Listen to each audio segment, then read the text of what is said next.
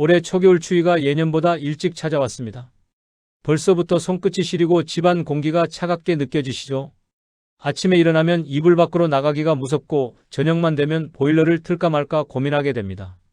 그런데 한번 틀기 시작하면 고지서가 걱정돼요. 지난달 전기요금 고지서 받아보셨나요? 숫자를 보는 순간 가슴이 철렁 내려앉았을 겁니다.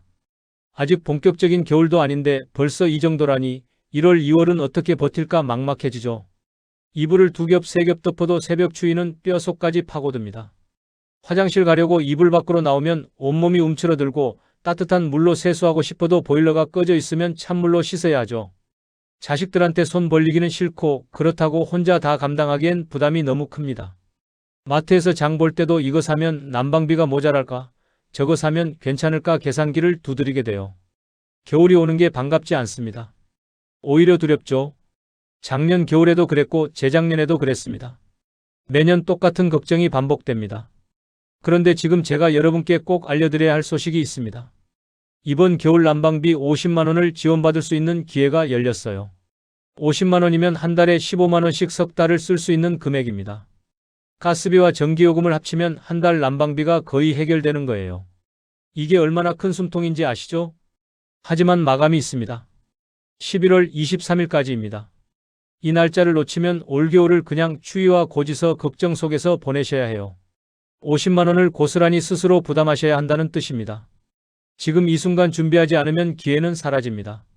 많은 분들이 이런 지원이 있는 줄도 모르고 지나치십니다. 알아도 신청이 복잡할 거라 생각해서 포기하시는 분들도 많아요. 하지만 오늘 제가 알려드리는 순서대로만 따라오시면 누구나 신청할 수 있습니다. 저는 에너지복지 현장에서 20년째 어려운 가정을 직접 만나온 사회복지사 윤재민입니다. 매년 겨울이면 난방비 걱정으로 밤잠 설치는 분들을 수없이 봐왔고 이런 지원 제도를 연결해 드리는 일을 해왔어요. 여러분도 충분히 받을 자격이 있습니다. 겨울이 두렵지 않은 분이 어디 있겠어요? 난방비 부담 없는 가정이 어디 있겠습니까? 지금 이 영상을 끝까지 보시고 오늘 당장 준비를 시작하시면 됩니다. 여러분은 이번 지원을 꼭 챙길 준비가 되셨나요? 되셨다면 댓글에 이를 남겨주세요. 작년 겨울에 제가 만난 이웃 박영자 76세님 이야기를 들려드릴 겸 그분은 거실 온도를 18도 이하로 낮추고 지내셨대요. 그러다 보니 하루 종일 무릎이 시리고 손가락 마디마디가 욱신거린다고 하셨어요. 아침에 일어나면 관절이 굳어서 몸을 펴는 데만 한참이 걸렸대요. 난방을 틀고 싶어도 고지서가 겁나서 망설였다고 하시더군요. 그분은 혼자 사시는데 아들이 옆 동네에 살지만 손 벌리기가 미안하대요. 아들도 살기 바쁜데 부모 난방비까지 부담 주고 싶지 않다고 하셨어요. 그래서 전기장판만으로 버티려고 하셨죠. 그런데 전기장판만 켜고 지내니까 밤에 화장실 갈 때마다 온몸이 얼어붙는 것 같았대요. 한 번은 새벽에 화장실 가려다가 너무 추워서 어지러워 넘어질 뻔했다고 하셨습니다. 낮에는 두꺼운 옷을 겹겹이 입고 거실에서 텔레비전을 보시는데 그것도 한계가 있더래요. 저녁 먹고 나면 입김이 나올 정도로 집안이 차가웠대요. 이불 속으로 일찍 들어가지만 발끝이 시려서 잠이 안 온다고 하셨어요. 양말을 2겹 신어도 소용없었대요. 그렇게 겨울을 버티는 게 너무 힘들다고 봄이 빨리 왔으면 좋겠다고 말씀하시던 모습이 지금도 생생합니다. 저는 그분께 이번 지원 소식을 알려드리고 사연을 차분히 정리해드렸습니다. 월세로 사는 집에 단열이 약해 밤에 더 춥고 연료비가 오르면서 생활비가 모자란 사정을 솔직하게 적으셨죠. 혼자 사는 어르신이라 난방을 아껴야 한다는 생각에 건강까지 해치고 있다는 내용도 담으셨어요. 접수 기간 안에 제출했고 결과 발표 후 지원금을 받으셨습니다. 그 후로 그분이 어떻게 지내시는지 아세요? 거실 온도를 22도로 올리고 지내신대요. 무릎 통증이 확 줄었고 아침에 일어날 때도 몸이 한결 가볍다고 하셨어요. 화장실 갈 때도 이제 떨지 않고 밤에 푹 주무실 수 있다고 좋아하시더군요. 겨울 시작이 한결 덜 두렵다고 말씀하셨어요. 단지 50만 원의 지원금이 한 분의 겨울을 완전히 바꿔놓은 겁니다. 여러분도 지금 비슷한 고민을 하고 계실 겁니다. 오늘 이 영상에서 말씀드릴 내용은 여러분의 겨울나기 방식을 완전히 바꿀 수 있는 중요한 지혜입니다. 이 이야기를 끝까지 듣고 실천하셔야만 진정한 변화를 경험할 수 있어요. 마지막에 나올 핵심 실천법을 모르시면 신청서를 써도 탈락할 수 있습니다. 혹시 아직 구독과 좋아요를 누르지 않으셨다면 지금 바로 눌러주세요. 이 채널은 여러분의 건강하고 안정된 노년을 응원합니다. 이런 중요한 정보를 더 많은 분들이 알 수 있도록 구독과 좋아요로 응원해주세요. 끝까지 보시면 왜 지금 당장 여러분의 작은 습관을 바꿔야 하는지 분명하게 깨닫게 되실 겁니다. 자, 그럼 실전에서 바로 써먹을 핵심을 하나씩 정리해 보겠습니다. 여러분의 작은 실천만으로도 충분히 일어날 수 있는 일이니까요. 그래서 이제는 우리가 꼭 알아야 할 신청 조건과 방법을 구체적으로 짚어보겠습니다. 먼저 누가 신청할 수 있는지부터 명확히 짚고 넘어가겠습니다. 겨울철 난방비 마련이 어려운 가정이면 폭넓게 신청할 수 있어요. 소득 기준이 엄격하지 않고 사연 중심으로 심사합니다. 다만 전년도 동일 사업 수혜자는 올해 제외됩니다. 한국에너지공단과 여러 지자체 조사에서 겨울철 에너지 비용이 취약가구 지출의 큰 비중을 차지한다는 결과가 반복되고 있어요. 그래서 이런 지원 제도가 계속 필요한 거죠. 제가 만난 김도연 69세님은 소득이 들쭉날쭉해 겨울만 되면 연료비가 부담이었다고 하셨어요. 사연 중심 심사라는 점을 알고 용기를 내서 신청하셨습니다. 올해 겨울이 유난히 부담스러운 이유를 한 줄씩 정리해 보세요. 소득 변동, 가족 돌봄, 주거 형태, 난방수단을 구체적으로 쓰면 도움이 됩니다. 여기서 주의할 점은 전년도에 같은 사업으로 지원을 받았다면 중복 대상이 아니라는 겁니다. 사실 확인이 가능하도록 솔직하게 쓰세요. 우리 집이 왜 이 겨울에 특별히 힘든지 세 가지로 요약하면 무엇일까요? 생각해 보시면서 다음으로 넘어가겠습니다. 이제 마감과 일정 관리 이야기를 할게요. 접수는 11월 23일 마감입니다. 비선착순 심사이기 때문에 기간 내 접수 전체를 평가하는 방식이에요. 결과 발표는 12월 11일이고 입금 예정일은 12월 23일입니다. 사회공헌형 사업은 기간 내 접수 전체를 평가하는 방식을 주로 사용하고 있어요. 급하게 서두를 필요는 없지만 여유를 가지고 준비하셔야 합니다. 제가 만난 정수빈 58세님은 마감 이틀 전에 급히 쓰다 보니 내용이 누락돼 제작성에 시간을 허비하셨어요. 결국 제출은 했지만 마음이 편치 않았다고 하시더군요. 오늘 일정표에 접수 마감과 결과 발표일을 표시하고 초안 작성과 검토 날짜를 따로 잡으세요. 마감 직전에는 접속이 몰려 제출 오류가 날 수 있습니다. 최소 이틀 전 제출을 권해드립니다. 지금 휴대폰 달력에 마감과 결과 발표 알림을 설정하실 수 있나요? 사연 작성이 가장 중요합니다. 심사는 서류의 솔직함과 구체성으로 판단돼요. 과장은 오히려 감점 요소가 됩니다. 현장 평가에서 생활 맥락이 분명한 서술이 지원 타당성 판단에 도움이 된다는 점이 알려져 있어요. 박영수 68세님은 난방 시간대, 단열 상태, 최근 고지서 변동을 구체적으로 적어 선정되셨습니다.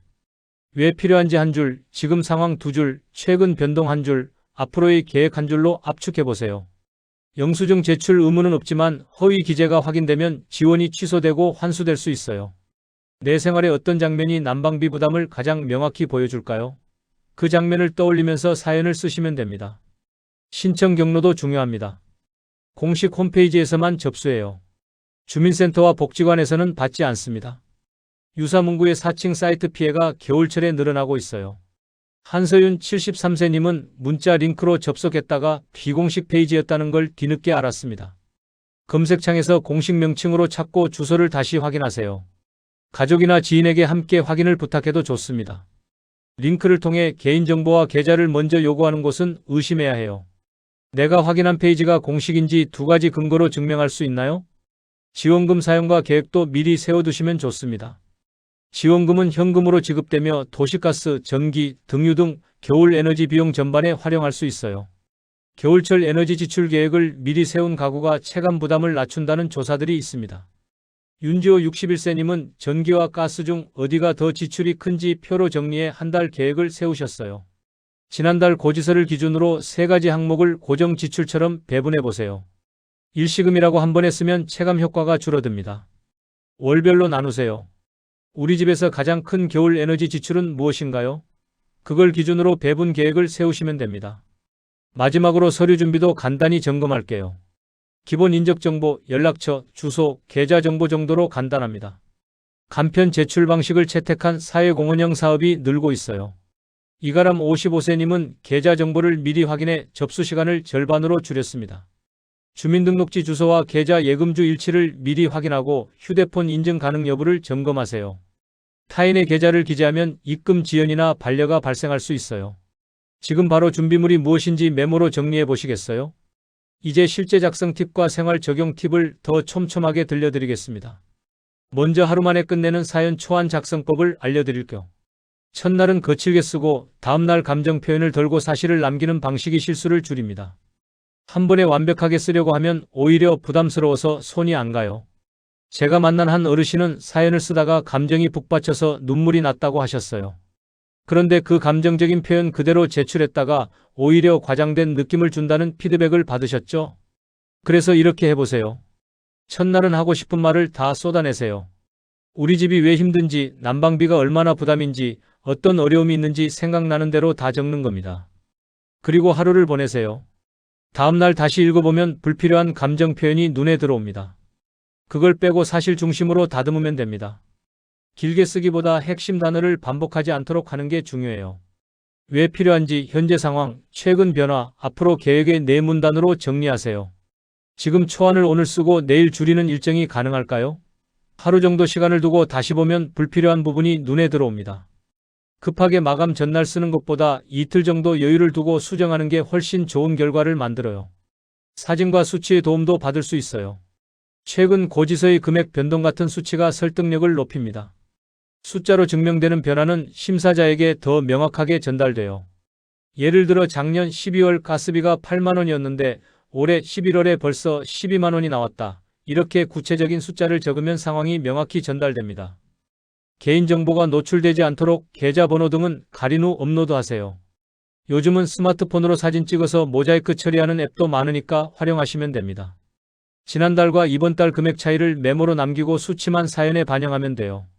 우리 집 난방비가 언제부터 늘었는지 날짜와 금액을 기억하시나요? 그 시점을 명확히 적는 것만으로도 도움이 됩니다. 10월부터인지 11월부터인지 구체적인 시점이 있으면 더 신뢰가 갑니다. 주거 형태 설명도 중요한 부분이에요. 단열 상태와 층간 위치, 창문 틈새 같은 요소가 체감 추이에 큰 영향을 줍니다. 같은 온도로 난방을 해도 집의 구조에 따라 실제로 느끼는 추위는 천차만별이죠. 제가 상담했던 한 분은 반지하에 사시는데 벽에서 습기가 차오르고 바닥이 얼음장같이 차갑다고 하셨어요. 보일러를 아무리 틀어도 금방 식는다고 하시더군요. 또 다른 분은 4층 꼭대기층에 사시는데 여름엔 덥고 겨울엔 추워서 에너지 비용이 2배로 든다고 하셨습니다. 이런 주거 환경의 특성을 설명하면 심사자가 상황을 더 잘 이해할 수 있어요. 과장된 표현은 피하고 일상 장면으로 설명하세요. 밤에 찬바람이 드는 위치, 난방을 켜는 시간대를 간단히 적으면 됩니다. 우리 집이 특히 추운 시간대는 언제인가요? 새벽인지 저녁인지 밤늦은 시간인지 구체적으로 쓰면 더 설득력이 생깁니다. 아침에 일어날 때 입김이 나온다든지 저녁에 씻을 때 욕실이 너무 추워서 감기 걸릴까 걱정된다든지 이런 구체적인 장면을 쓰면 됩니다. 가족 구성과 돌봄 상황도 중요한 요소입니다. 어르신이나 아이가 있는 가정은 난방 필요 시간이 길어지죠. 온도를 낮추고 싶어도 건강 때문에 어쩔 수 없는 경우가 많아요. 한 어르신은 배우자가 지병이 있어서 실내 온도를 항상 22도 이상 유지해야 한다고 하셨어요. 그래서 난방비를 아낄 방법이 없다는 거죠. 가족의 민감한 정보는 최소화하고 필요 부분만 밝히세요. 병명을 구체적으로 적을 필요는 없고 건강상 이유로 난방이 필수적이다 정도면 충분합니다. 난방을 줄이기 어려운 이유를 돌봄 시간표와 함께 한두 줄로 정리하면 돼요. 우리 집이 난방을 쉽게 줄일 수 없는 사정은 무엇인가요? 그 이유가 명확하면 심사에서도 충분히 고려됩니다. 접수 오류 예방도 신경 써야 합니다. 서버가 붐비는 시간대를 피하면 제출이 수월해요. 저녁 시간이나 주말 저녁보다는 오전이나 평일 오후가 낫습니다. 한 번에 길게 쓰다 끊기면 내용이 사라질 수 있어요. 실제로 한 분은 30분 동안 열심히 쓰다가 인터넷이 끊겨서 다 날아갔다고 하셨습니다. 그 황당함이란 말로 표현할 수 없다고 하시더군요. 메모장에 먼저 작성한 뒤 붙여넣기 하고 최종 확인하세요. 스마트폰 메모장이든 컴퓨터 메모장이든 어디든 좋습니다. 거기서 먼저 완성한 다음에 복사해서 붙여넣기 하면 안전해요. 제출 직전 확인할 항목을 3개만 적어볼까요? 주소, 계좌, 연락처 정도만 다시 확인해도 실수를 많이 줄일 수 있습니다. 안전한 정보 보호도 꼭 기억하세요. 공식 창구 외에 계정 정보를 요구하는 곳은 경계해야 합니다. 문자와 사회관계망 서비스의 짧은 링크는 특히 주의하세요. 요즘 사칭 사이트가 정말 교묘해요. 진짜처럼 만들어놔서 구분이 안 될 정도입니다. 주소창에 주소를 직접 입력하고 즐겨찾기에 저장해두면 안전합니다. 가족과 함께 공식 주소를 서로 확인해 보실래요? 혼자 확인하는 것보다 둘이서 확인하면 더 확실합니다. 자녀분께 전화해서 이 주소가 맞는지 물어보세요. 요즘 젊은 사람들이 인터넷은 더 잘 알잖아요. 부끄러운 일 아니니까 편하게 물어보시면 됩니다. 지원금 사용 계획표를 미리 만들어 두시면 좋아요. 한 번에 쓰기보다 월별로 나눠 체감 부담을 줄입니다. 50만 원을 한 달에 다 쓰면 다음 달부터 다시 부담스러워져요. 어떤 분은 12월에 20만 원, 1월에 15만 원, 2월에 15만 원 이렇게 나눠 쓰겠다고 계획을 세우셨어요.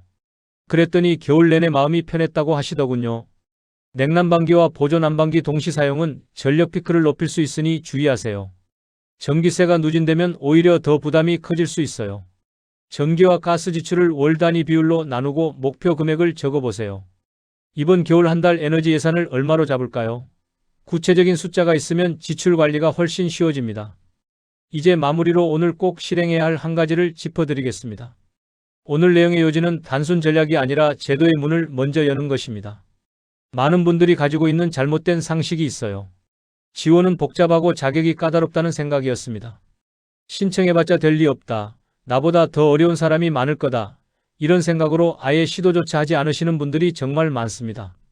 하지만 오늘 말씀드린 대로 올바른 관리는 기간 안에 공식 창구로 솔직한 사연을 제출하는 일이에요. 그게 전부입니다. 복잡한 서류도 없고 까다로운 소득 증빙도 필요 없어요. 그냥 우리 집이 왜 힘든지, 난방비가 왜 부담인지 솔직하게 쓰면 됩니다. 그 솔직함이 바로 심사의 핵심이에요. 준비 없이 넘기면 겨울마다 같은 부담이 반복됩니다. 올해도 그냥 지나가고 내년에도 똑같이 고민하고 또 그 다음 해에도 난방비 때문에 걱정하게 돼요. 매년 겨울이 오면 온도를 낮추고 옷을 껴입고 이불을 겹겹이 덮고 그렇게 추위를 견디는 겁니다. 건강을 해치면서까지 난방비를 아끼는 게 과연 맞는 일일까요? 제가 만난 한 어르신은 작년 겨울에 난방비를 아끼려다가 폐렴에 걸리셨어요. 병원비가 난방비보다 훨씬 더 많이 나왔죠. 건강을 잃으면 아무 소용이 없습니다. 돈을 아낀다고 건강까지 망치면 안 돼요. 반대로 오늘 정리한 순서대로 움직이면 50만 원이 겨울 예산의 숨통을 틔워줍니다. 한 달로 따지면 15만 원에서 20만 원 정도씩 나눠 쓸 수 있는 금액이에요. 이게 얼마나 큰 도움이 되는지 직접 경험해 보시면 아실 겁니다. 거실 온도를 2도만 올려도 체감이 완전히 달라집니다. 아침에 일어날 때 몸이 덜 굽고 밤에 화장실 갈 때 떨지 않고 그냥 편하게 집에서 지낼 수 있어요. 이게 바로 삶의 질입니다. 지금 당장 할 일은 딱 하나입니다. 달력에 11월 23일 마감 알림을 설정하고 오늘 안에 사연 초안 첫 문단을 쓰는 거예요. 첫 문단만 시작하면 나머지는 자연스럽게 이어집니다. 왜 필요한지 한 줄만 써보세요. 그 한 줄이 여러분의 겨울을 바꿀 수 있어요. 미루지 마세요. 내일 하겠다고 생각하면 결국 마감 전날까지 미루게 됩니다. 오늘 제가 말씀드린 6가지 핵심을 다시 한번 떠올려 보세요. 첫째, 신청 대상은 넓습니다. 겨울이 부담스러운 가정이면 누구나 신청할 수 있어요. 둘째, 마감은 11월 23일입니다. 이 날짜만큼은 절대 잊지 마세요. 셋째, 사연은 솔직하게 쓰세요. 과장도 필요 없고 꾸밀 필요도 없어요. 그냥 사실 그대로 쓰면 됩니다. 넷째, 공식 홈페이지에서만 신청하세요. 문자 링크나 다른 경로는 위험합니다. 다섯째, 지원금은 나눠 쓰세요. 한 번에 다 쓰면 다음 달이 다시 부담스러워져요. 여섯째, 서류는 미리 준비하세요. 주소, 계좌, 연락처 이 3가지만 확인하면 됩니다. 그리고 7가지 실천법도 기억하시죠? 초안은 하루 만에 쓰되 다음날 다듬으세요. 수치를 활용해서 설득력을 높이세요. 주거 형태를 구체적으로 설명하세요. 가족 돌봄 상황을 간단히 언급하세요. 접수 오류를 예방하기 위해 메모장에 먼저 쓰세요. 정보 보호를 위해 공식 주소를 즐겨찾기 하세요. 지원금 사용 계획표를 미리 만드세요. 이 13가지만 기억하시면 됩니다. 어렵지 않아요. 하나하나 따라만 하시면 누구나 할 수 있습니다. 제가 20년 동안 현장에서 수천 분을 도와드리면서 쌓은 노하우를 오늘 다 알려드렸어요. 이대로만 하시면 충분히 지원받을 수 있습니다. 다음 영상에서는 더욱 실전적인 내용을 준비했습니다. 사연 예시와 함께 탈락을 부르는 표현과 합격을 부르는 표현을 비교해서 보여드리겠습니다. 어떤 단어 선택이 심사자에게 더 신뢰를 주는지, 어떤 문장 구조가 더 설득력 있는지 실제 사례로 분석해 드릴게요. 합격 사례와 탈락 사례를 나란히 놓고 어떤 차이가 있는지 보여드릴 겁니다. 그 영상까지 보시면 완벽하게 준비하실 수 있을 거예요. 사연 쓸 때 이 표현은 쓰면 안 되고 이 표현은 꼭 넣어야 한다는 걸 명확히 알게 되실 겁니다. 그럼 신청서 작성이 훨씬 수월해져요. 여러분 생각은 어떠신가요? 지금 바로 실천할 수 있을 것 같으신가요? 댓글로 여러분의 계획을 나눠주세요. 언제 초안을 쓸 건지, 어떤 부분이 가장 걱정되는지 함께 이야기 나누면 더 큰 힘이 됩니다. 혼자 하는 것보다 함께 하면 용기가 나거든요. 다른 분들의 댓글을 보면서 나도 할 수 있겠다는 자신감을 얻으시길 바랍니다. 오늘 영상이 도움이 되셨다면 좋아요 버튼도 꼭 눌러주세요. 그리고 주변에 도움이 필요한 이웃이 계시다면 이 영상을 꼭 공유해주세요. 여러분의 따뜻한 손길 하나가 누군가의 겨울을 따뜻하게 만들 수 있습니다. 여러분 모두의 따뜻한 겨울을 진심으로 응원합니다. 감사합니다.